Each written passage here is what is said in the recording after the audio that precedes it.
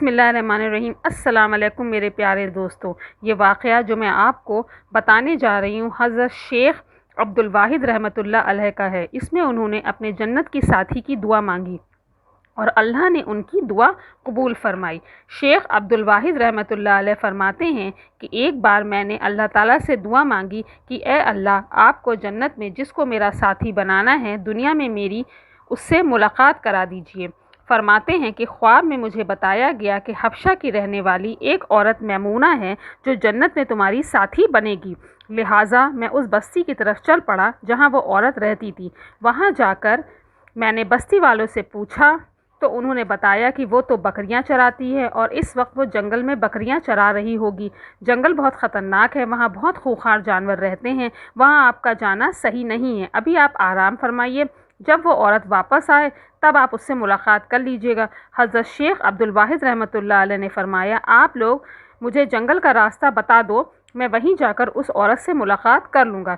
شیخ عبدالواحد رحمۃ اللہ علیہ فرماتے ہیں کہ میں جنگل کی طرف چل پڑا۔ جنگل بہت گھنا تھا اور خطرناک تھا۔ کافی دور جا کر میں نے دیکھا بکریاں ایک ہی جگہ پر چر رہی ہیں اور ادھر ادھر بھاگ نہیں رہی ہیں، اور ایک عورت پیڑ کے نیچے نماز پڑھ رہی ہے۔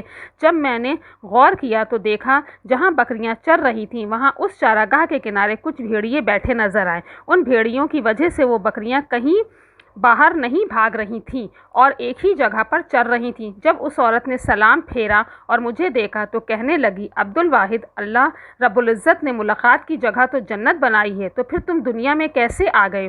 شیخ عبدالواحد رحمۃ اللہ علیہ نے فرمایا، تم میرا نام کیسے جانتی ہو؟ اس عورت نے جواب دیا، جس اللہ نے تمہیں بتایا ہے کہ میں جنت میں تمہاری ساتھی بنوں گی، اسی اللہ نے مجھے بھی تمہارے بارے میں بتایا ہے۔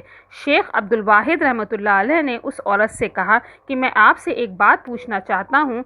میں نے ایسا منظر تو کبھی نہیں دیکھا کہ آپ نماز پڑھ رہی تھی، بکریاں چر رہی تھیں اور بھیڑیے بیٹھے ہوئے تھے اور وہ بکریوں کو کچھ نہیں کہہ رہے تھے۔ مجھے اس کا راز سمجھ نہیں آ رہا ہے۔ اس عورت نے جواب دیا کہ یہ سمجھنا تو بہت ہی آسان ہے۔ جس دن سے میں نے اپنے پروردگار سے صلح کر لی ہے، اس دن سے بھیڑیوں نے میری بکریوں سے صلح کر لی ہے۔ اللہ تعالیٰ نے فرمایا ہے کہ اے بندو، تم مجھ سے صلح کر لو، میں مخلوق کی تمہارے ساتھ صلح کرا دوں گا۔ آگے مزید اسی طرح کے دینی ویڈیوز دیکھنے کے لیے چینل کو زیادہ سے زیادہ لائک کریں، شیئر کریں اور سبسکرائب کریں۔ اللہ تعالی ہماری دنیا اور آخرت دونوں کو کامیاب بنائے، آمین۔